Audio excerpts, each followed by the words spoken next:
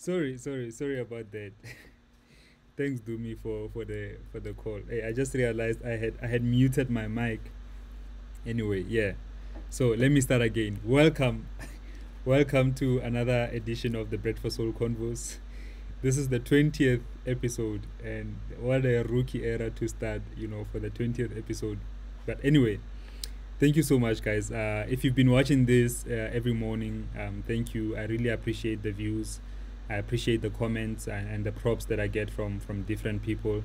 It seems to be a show that really helps people, or at least people are relating with in some way or another. But I just want to say thank you for that.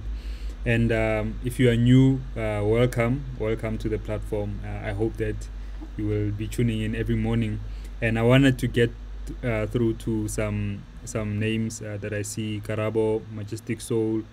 I see Buitumelo Mokwena. I see Karabo Tsolo, Batwanda, Batandwa. Sure.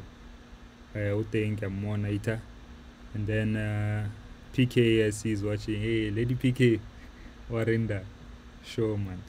Hola, Mzobe. June Jesse. Otla Ubula Kanamba, man. Wita Tank. CCI is there. If I can just go on the. Obviously, I'm not gonna name everyone, but yeah, it's the Village Girl. You can see Didi Mafela, yeah.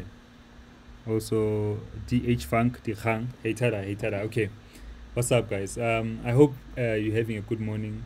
The 20th episode of Bread for Soul Convos, and on the other side of the line, I've got THOBS, the Intoxicator. This is somebody who's been playing for 19 years. One more year to 2 decades now, hailing from Foslo. How are you, THOBS? Thank you for joining us.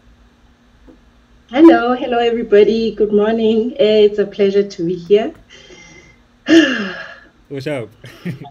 Oh, just a bit nervous, I've never been one for interviews for a long time. I've never done any interviews, but yeah. Let's do this. Well, I'm grateful that you're doing one with me, and I think that just in general, we need to start getting into these interview spaces. Not necessarily only interviews, but like a lot of us in the deep house community, shooting a lot of stuff, documenting our journeys.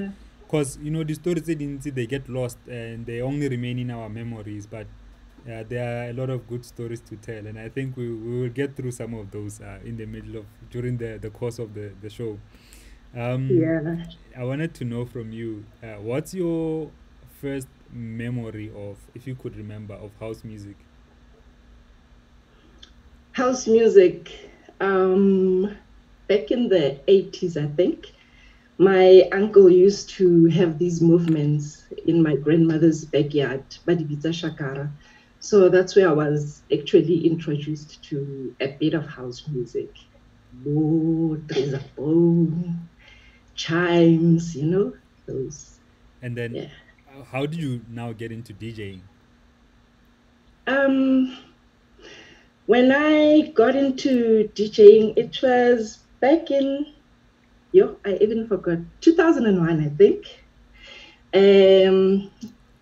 It was I wouldn't say it was by accident, because I don't believe in coincidences, but I believe like it was predestined, because one of my friends, or my boyfriend at the time, was friendly Errol Kosovic. So when he fetched me from work, we used to go and hang out to go Errol. And while they were busy doing that thing outside, I would go to the back and start messing around with vinyls. So I never really had problems with beat matching, and chasing. And then I would mess around, but he'd be outside listening in, and he would come and say, "Do that again," because he would hear that I catch the beat. And I would do it. Do that again. I would do it. And then he realized that there's something there. But the only thing that was left for me to get right was the timing and, other things. So it took me just about 2 weeks to get everything right. In 2 weeks, I was already playing Kobo, the Rocco. Back then it was in Rente Waterfront.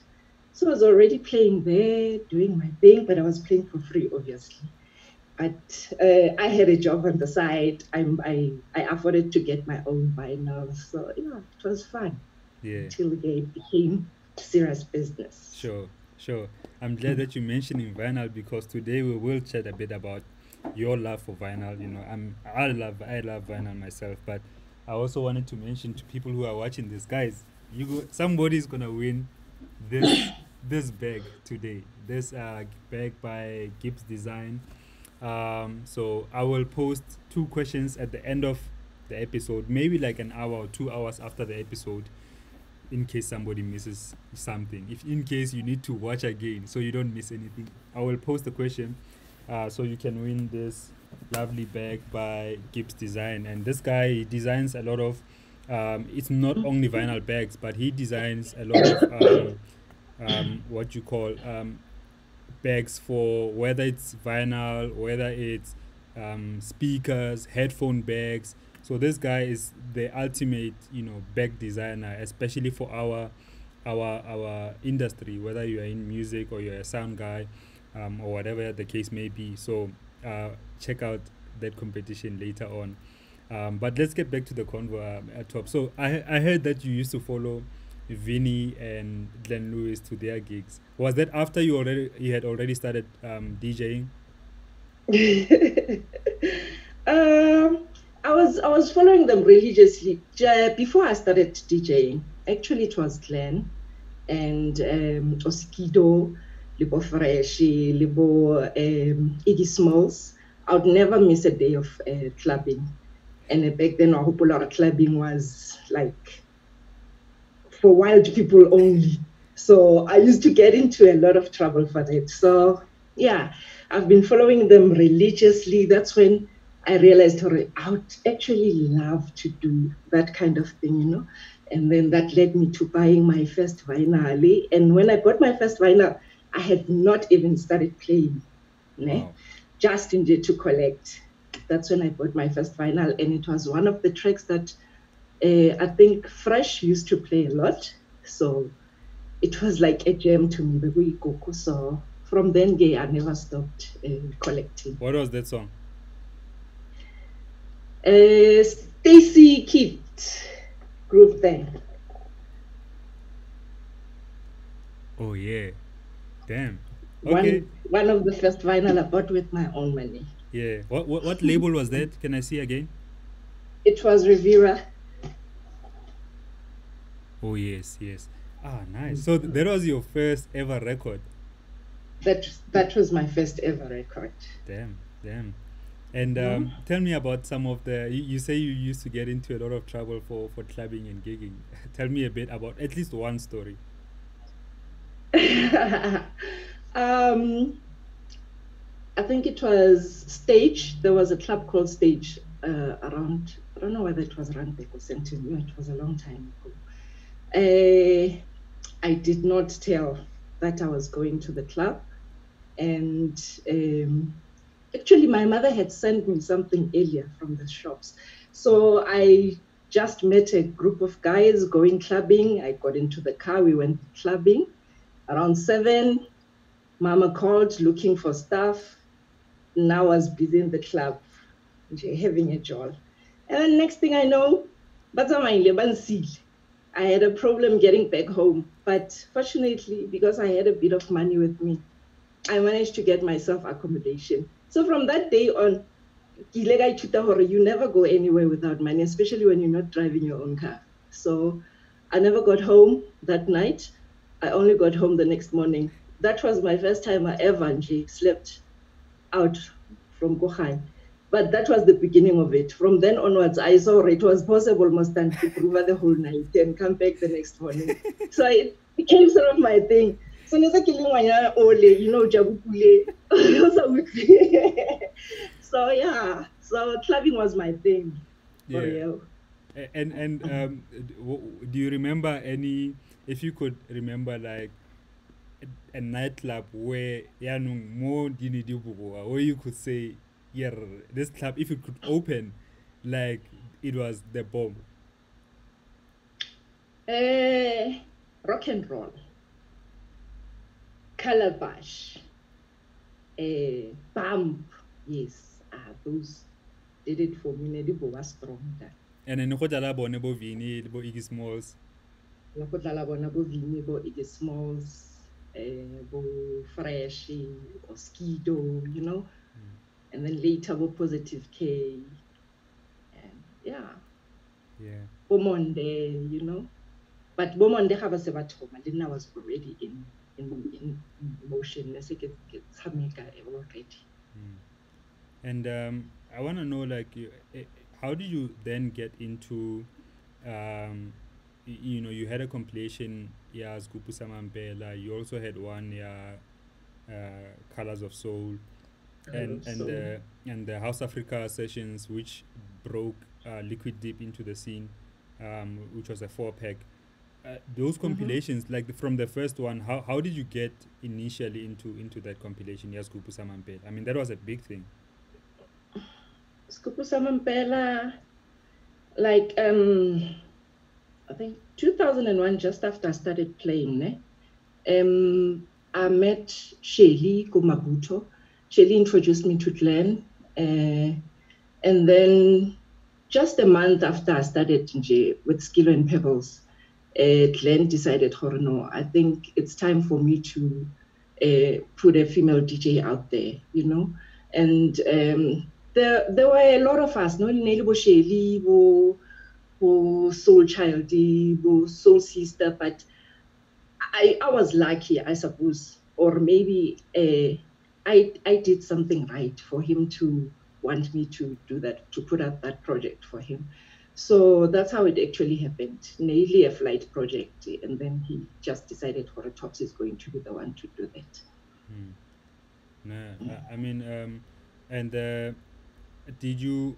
When would you say was the period that you were most booked, like where you were most busy? Was it during the release of those compilations, or let me just ask you so you can tell us the story. When were you most booked, like a lot?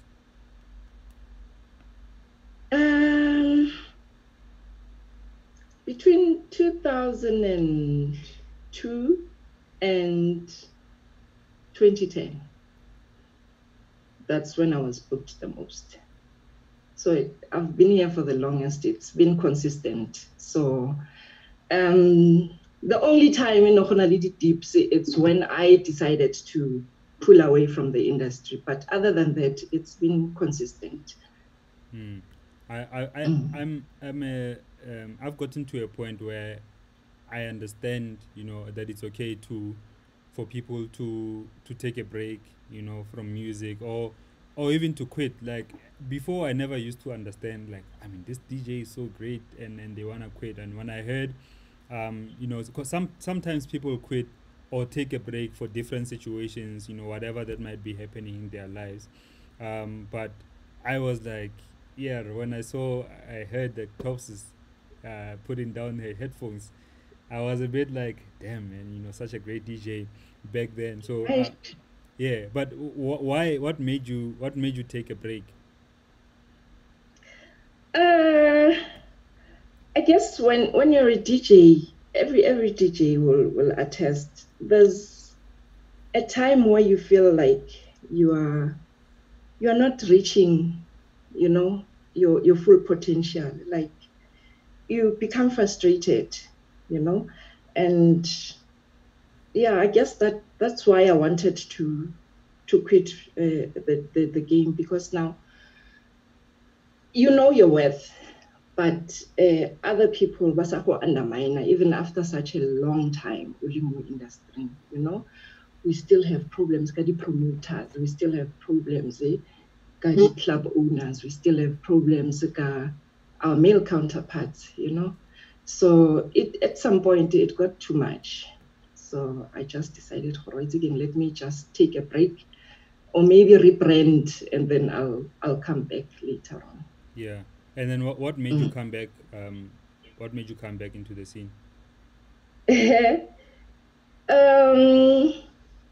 When I met Sakile Mzizi, Sakile will persuade her to come back, because he also had this idea for release a House Africa sessions, and he wanted me to be part of that.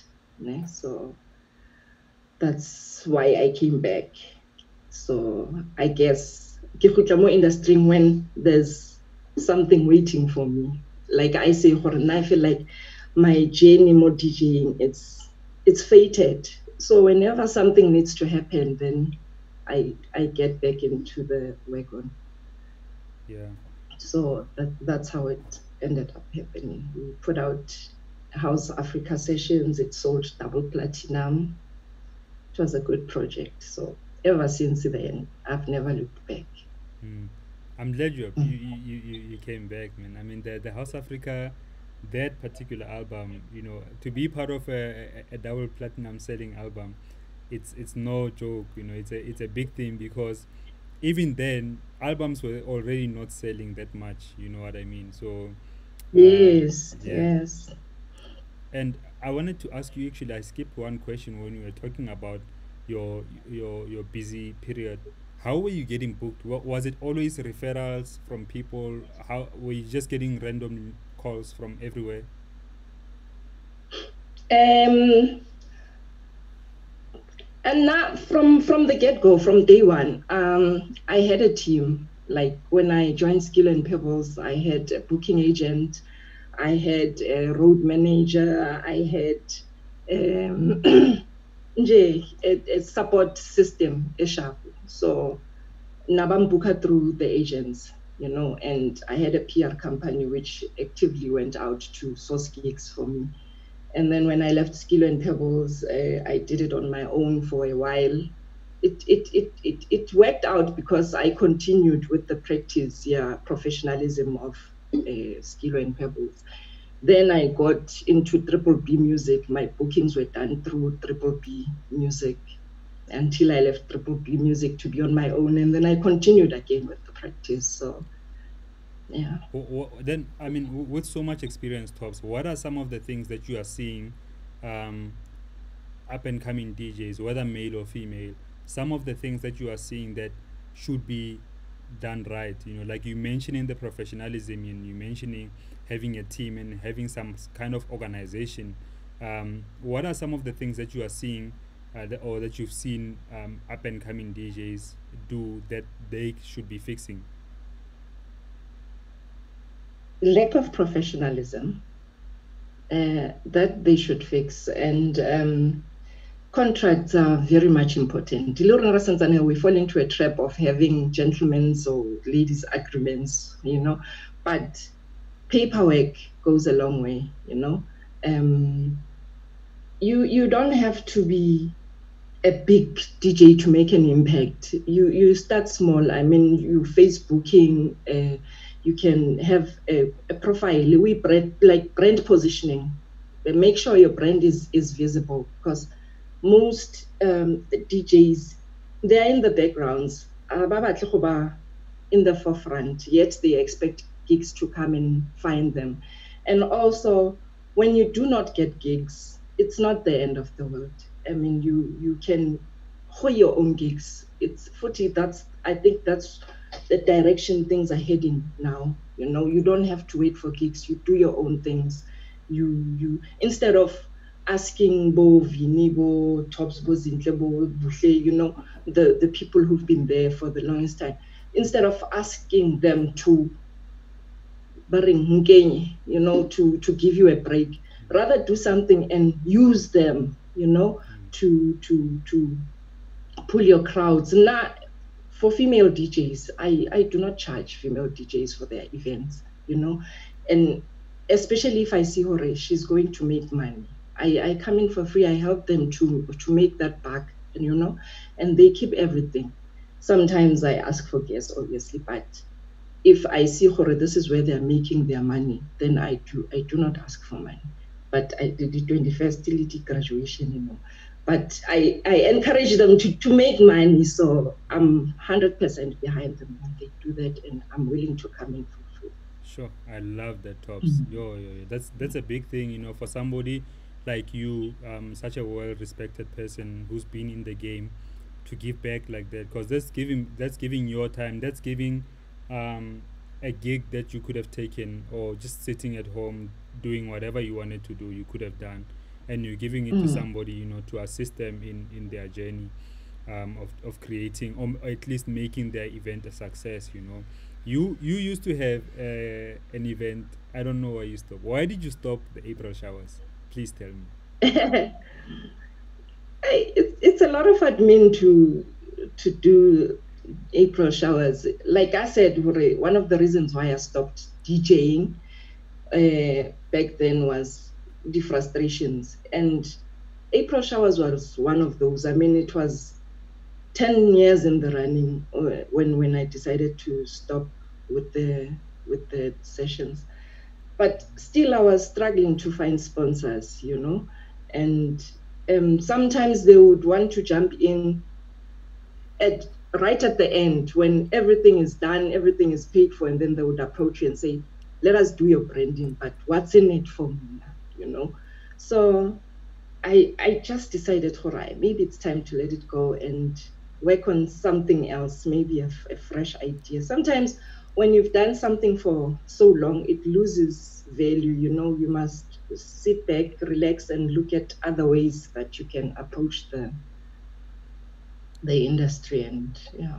Yeah, I strongly believe that brands, it's only a matter of time, like before our scene really starts getting brands on board on a consistent Mm, effort. I'm just thinking about quality events that people are doing. Just a few that are coming to my mind. Piquet's annual birthday, Piquet the mm. Italian, Zidane also. Hey, Majita Wako is trending very sharp event. Very sharp Hey, event. Yeah, another formula. yeah, yeah. No, no, and I mean you from the east as well. So like, there's something about the east trend, and the No, support. I've sat with, yeah, I've sat with Zidane, I've sat with Piquet. There's definitely something in the pipeline. Something is coming. Yeah, So it's not like all lost. I can't give up. Something is coming. that is Something. that's exciting to hear, because I Uh, was about to say to you that with next year will be your 20th year anniversary in mm-hmm. 2021 since we a DJ. So I think something big has to happen next year. Trust me, something Of big has course. to happen, Tops. Let's do it Most definitely. for sure. Most definitely. For sure. Okay.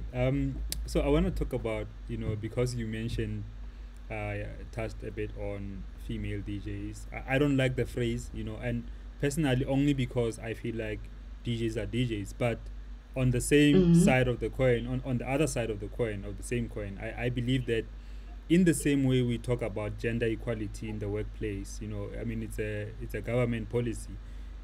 In the same light that we talk about gender equality, we need to talk about empowering females in the music industry, especially in our scene. Have you encountered difficulties simply on the basis that you are a female? And if you have, like, can you share some of those experiences? Yeah. Especially back when I first started, it was hell. It was really hell. Like, um, it was hell. It was hard. We experienced discrimination. When you get to a club, people lower their expectations. Like, shame, she's a female, and then they give you early slots 4 to 6. You play it's not even a curtain raise. I don't know what to call it. And then once you work hard to get out of that pit, you get comments like, she's not bad for a female, you know, and um, you still press hard. You try to do everything twice as good, and then you start getting comments like, she plays like a man. Damn, I used to hate those kind of comments, but at least it meant that I was fit to play beyond 9 p.m. And back then that that was a big deal. It was an achievement to be able to play late slots. So yeah, it's been hard, and even our counterparts, they weren't as receptive as they are now. And back then, you wouldn't even pull a all-female lineup. You'd definitely be at your party by yourself. But look at what they're doing now. You can pull a good crowd, ka female lineup, and yo, it's been hard. But we stayed. We broke all the doors. We broke them down, and um, I'm not saying Rebu Kapadia or we paved the way for the ladies that are playing now, but some of the struggles that we went through, né, and things that we did to get recognition, I think they play a big part in how easy it is for female DJs to get a break. Hona jaanong. Mm. I 100% agree, and but I disagree because you don't want to give yourself credit. I think you should, because you paved the way, the same way we give credit to people like Vinny Da Vinci, DJ Christos, for introducing us to house music, and they had their own difficulties, like, and we give them credit for that because it's work that they've done to enable us so that we can be who we are, we can do what we do. So there are a lot of female DJs who really should owe that up to you, because of you, not you alone. Obviously, there are many others, but you were one of the few DJs who has been playing for the longest of time, who endured those difficulties. For them, for the current crop of female DJs to be able to enjoy the freedom that they are enjoying now, and obviously, like, other factors come into play when you talk about just generally around the world. The issue of gender equality has been getting preached, and it's getting into people's heads, and I'm glad it is. But you need to credit yourself. Don't be modest about it, Tops. You've done amazing work. I wanna ask you about who are some of the females in the game who are currently breaking boundaries, the ones that you've seen. Currently, hey, there's a lot. There's look at Bo Sake, they are award winners, who knew female DJs could, hold such awards, Bo best female DJ, there's Black Villain, they're making wonderful music. Wena Wedwa, she's making wonderful music. And big ups to Something Brown. They're doing their own thing. It's not the kind of music anyone, like, just anyone can get into, but they are holding on to their sound and they believe in it and it's working for them. Hey, there's quite a lot of them. I'll never be able to remember all of them, but yeah. Pinky, PK is doing good. PK, Yeah. she's pushing a lot of us, Shelly's got a big residency go Melai, and she's holding it down nicely. So a lot of them are doing great things, and I've met so many wonderful women, amazing women in the industry, né? And some of them don't even realize how much impact they have,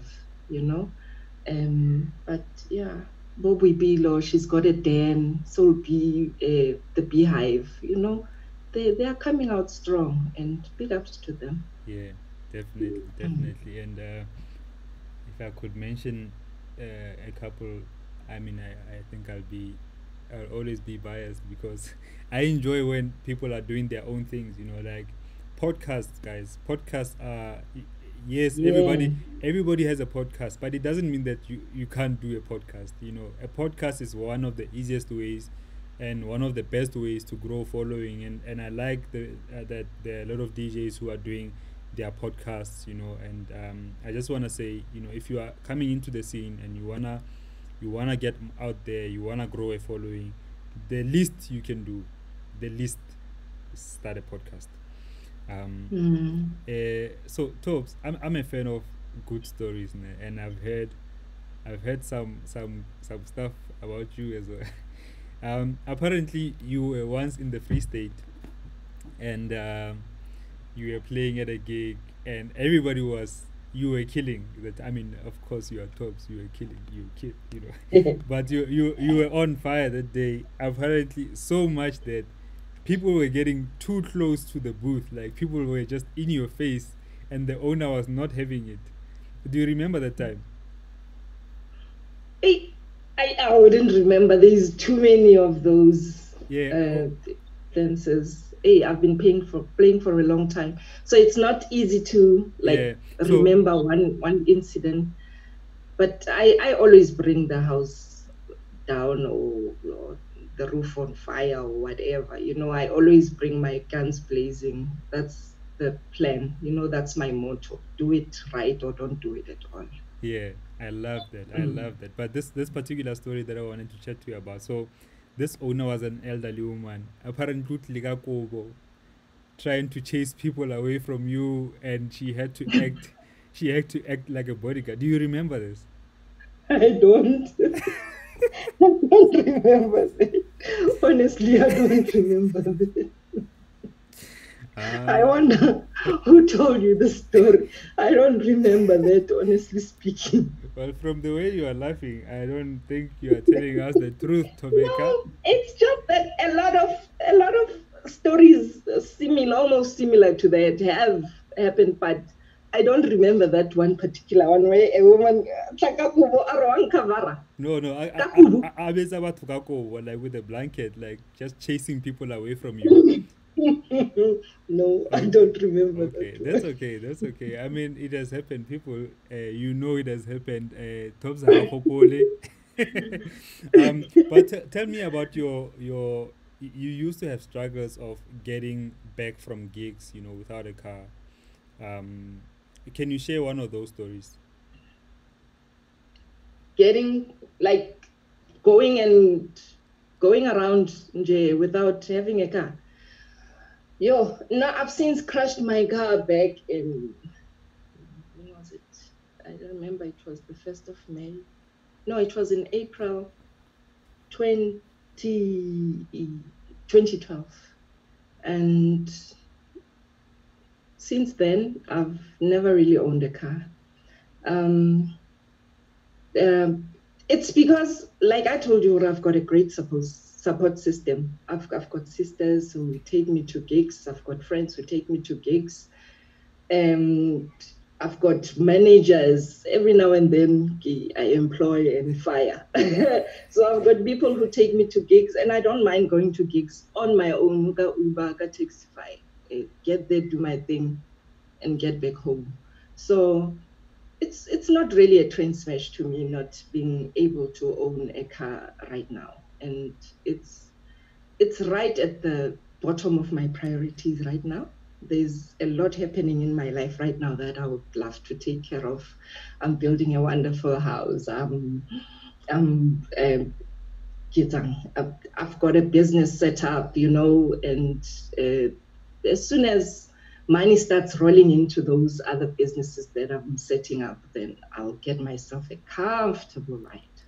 I think that's powerful. I didn't know that you don't have a car. I was actually asking you about Lotsakhale, but I think it's powerful Mhm. that you mention it because we need to realize, guys, like it's not a necessity to have a car. It's 2020. You know what I mean? Like Mm. sometimes reaching a pressure, wanting to go get this expensive car, or batho ba go bone hore, yeah, yanong DJ o fihlile. No, you don't need. Obviously, yes, if you can afford, if you are comfortable enough to purchase a car, do that, but never put yourself under pressure.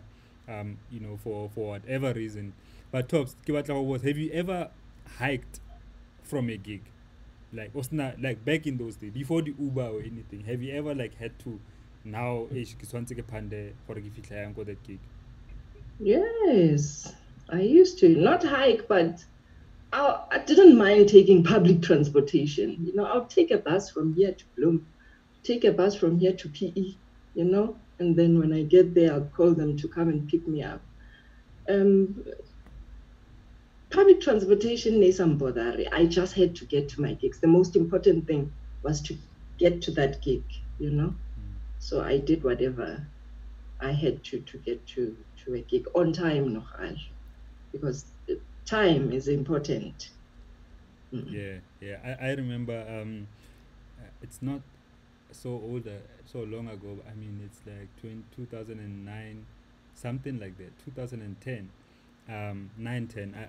I was.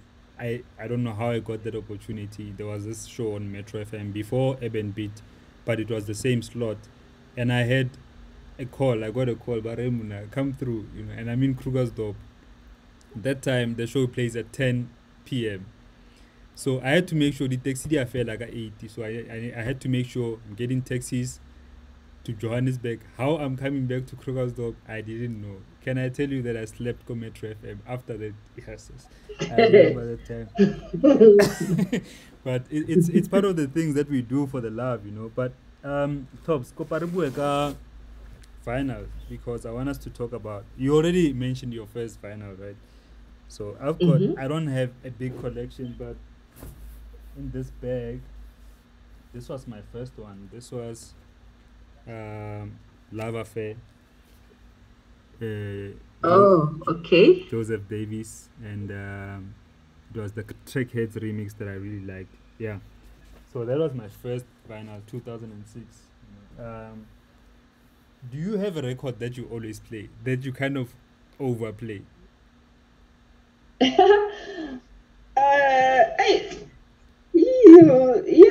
I do have that. Sometimes again, Salimo begging just to avoid playing. Because you know how people are, the vinyl thingy enthusiasts, they listen in and they know we most last time, you know.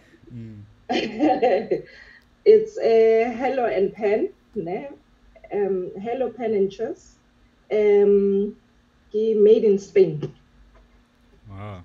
It's my favorite. Sure. Okay, can I see it again? Say something. What's the label? Ke Blue M recordings. Bona ne ke bapala stuff se exclusive. You know, I can curate a perfect a set that sounds brand new with the stuff that I used to collect back then. You know, I wasn't into the like obvious labels back then. Like I really like digged. I used to go out from Saturday Nje was dedicated to sourcing music. I would leave home at 8. Start go Soul Candy, House Africa, Retro, Kitsweki Pitori, you know, the whole day I would come back home tired. But even if it meant I came back with 3 or 2 vinyls, but I really took time to go and dig for the vinyls. So I ended up having this collection in J exclusive. So Yeah. this is my favorite. I think I can relate very well, and people who are Samikam vinyl can relate to that.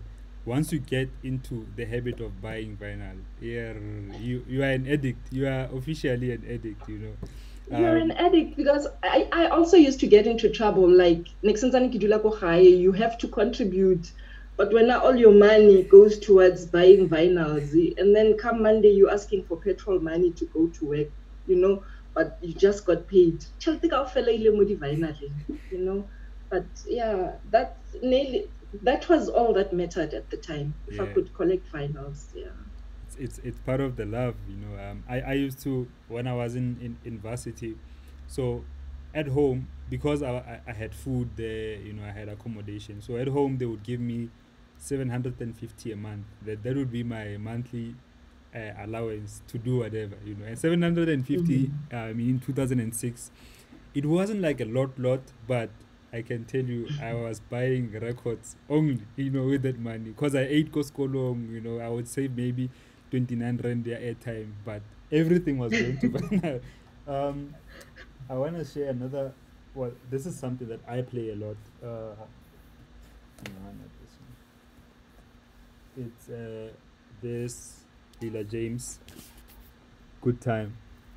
I almost always play it because it's a beautiful record.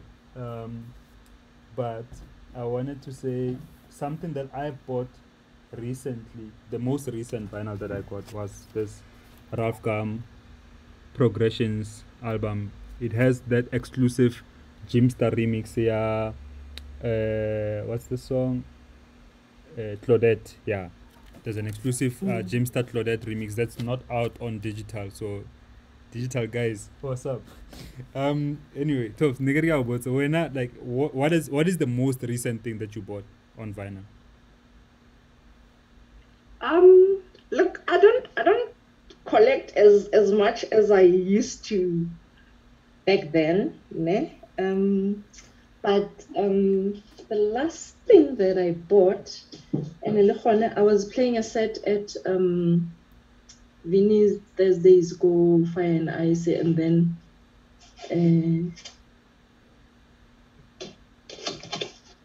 I got this Jimstar. Jimster and Sinbad, Take My Hand. Oh yes, with who's singing there? I think Brian Temba. I'm not sure. Yeah, keep Brian Temba. Take My Hand. Yeah. Brian Temba Waro. Yeah, yes. Brian Temba Waro. Nah, I'll say Brian Temba Waro because I've got this right here. This is All I Am featuring Brian Temba and Kafele. Yeah, this is my record. Yo, guys, the feeling of having your own name on vinyl, yeah, it's something special. Yeah, Tops. But so tell me, because I do too, but you also play both vinyl and digital. Is it the same for you? Is it the same experience?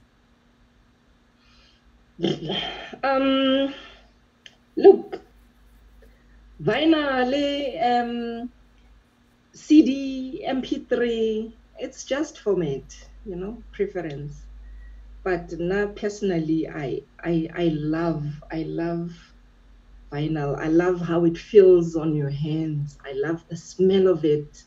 I love the art on the covers. I love the crackling sound. And that's nice. It sends like vibrations, and you know how you feel when you get I don't know if I've got one of those, a vinyl, a colored, or that's arty and colorful. That stuff is priceless. Yeah, so I think vinyl is still a king format for me. Yeah, for me too. If I could, if I had the money to purchase a lot, I think I would be buying a lot. But I mean, right now economically, things are not so great, and because of gigs, before COVID-19, even like I wasn't playing a lot of vinyl gigs, But I now collect only the stuff that I really really like. If it's a very special song and it's out there on vinyl, I'll get that song, just keep it for myself for future use. Um, I've got a story that somebody sent to me. I don't know if you would remember this, but I'm gonna play you a note. Ne? This is a friend of mine called Peto. I worked with him for Super Sport. Listen to this. It's bad, man. Wait first. Okay. Yo, LSG, you can ask does she still remember playing at Thabo and Palisa's wedding? Go Orlando East, go Soweto. This is Peto, also from Orlando East. That was a dope moment. She really rocked, and she still rocks.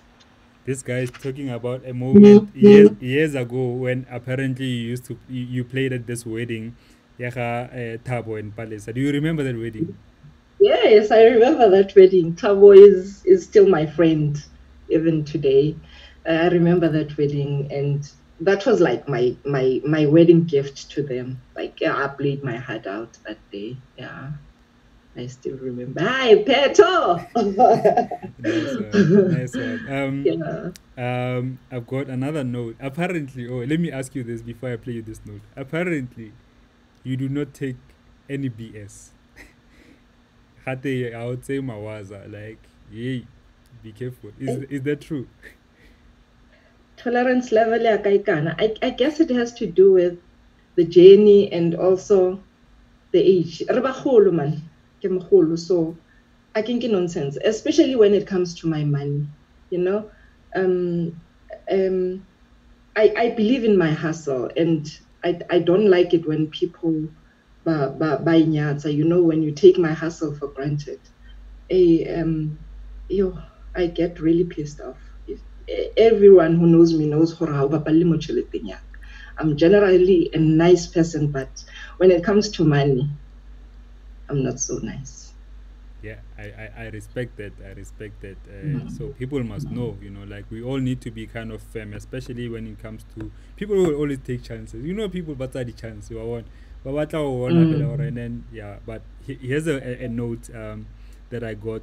Somebody was telling me about how I'd say any mawaza. Listen to this one. Hey, DJ THOBS, DJ Wamadod. Hey, akabhedele THOBS. Hey. Mama sebona ukuthi hayi ngazuthi somzela ngobuso. Ukubeka endaweni. Ukufanyana nje masebona ukuthi hayi yazini umfanye lo. Angathi manje sengizelanga izinto engaziqondi kahle. Uyazibambela, ubambe ngobhongwana. Thatha kulilahlelele mayibona ukuthi hayi yazini. Nokukhombisa phela ukuthi ngobani mina ku DJ THOBS man. Hayi nabetsama. Okay, that's June Jazzy. Yeah, that's June Jazzy. He sent me a couple, but I just played that one just to say, yeah, apparently THOBS I'd say mawaza. Guys, if you are coming wrong, put you in your place right now. Yeah. I guess kibukhali mara me softy, I guess now kibetiri, but back then, especially when I used to hang out with Lishili, it's about molotlo for tlapa strong. You sounds we take like you must put yourself right before you come and talk to us. But now but now it's only about money. I take my business seriously, so yeah. I love that, THOBS. Before Refits, I want to ask you about if you had the utmost power, if you had the power to change anything with regards to our scene, what would you change about it? The DJ scene. Yeah.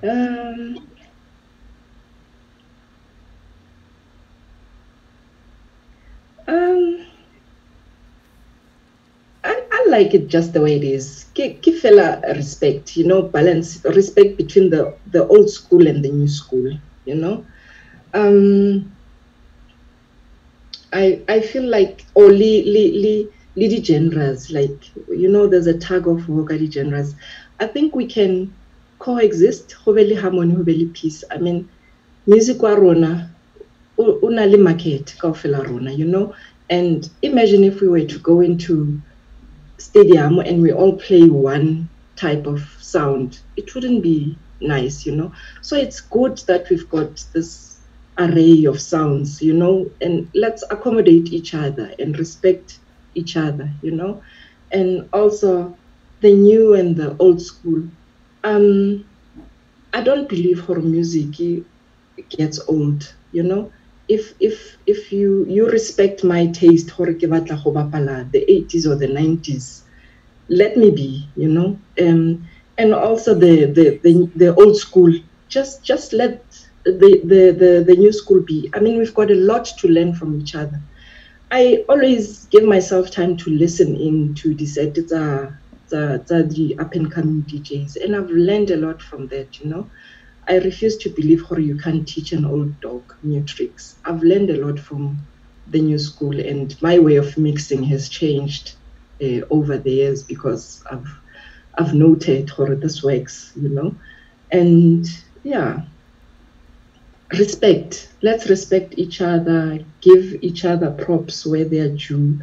And as much as the new school should look up to old school, they should never think or they are inferior in any way to the old school, and they are not superior either. But we coexist.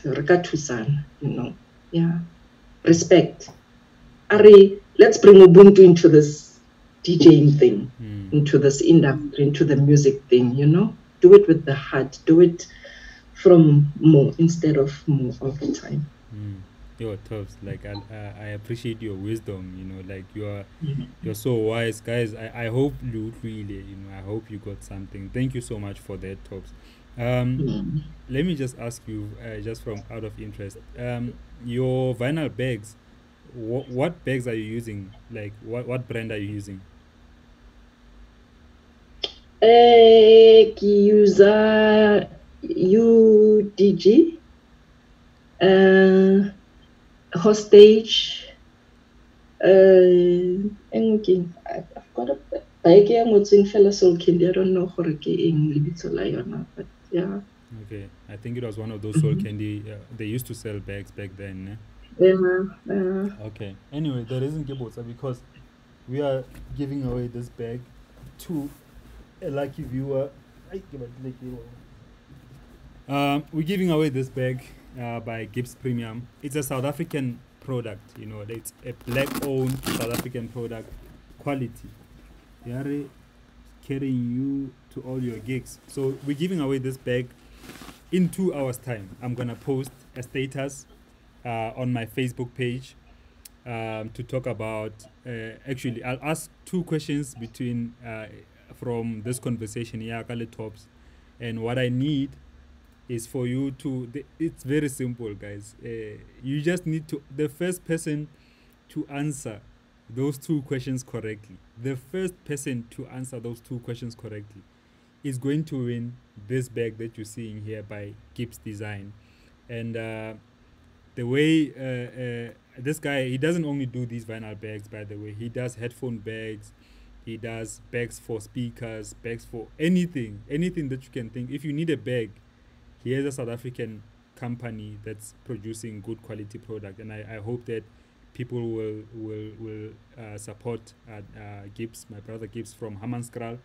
Yeah. Let me see. Here's one of our headphone bags that we do. We've got a Pelamontlum already DJ, the DJ Motlum. So yeah. Anyways, yeah, that's what I wanted to say.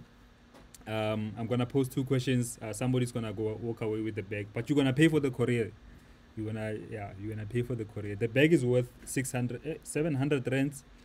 This is actually the limited edition. The editions that I have are the normal editions, which are $600, but this is 700 rands worth.